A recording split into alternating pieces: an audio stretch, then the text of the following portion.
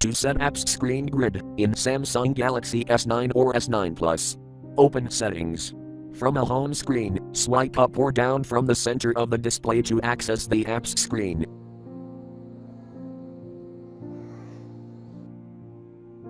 Tap Settings.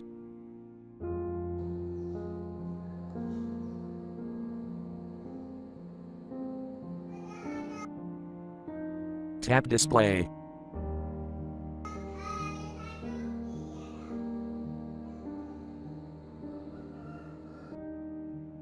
Tap Home Screen.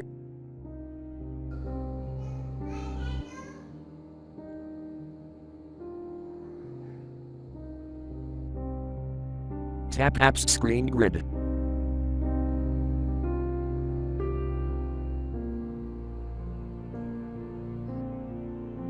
Select Apps Screen Grid you want, and then tap Apply.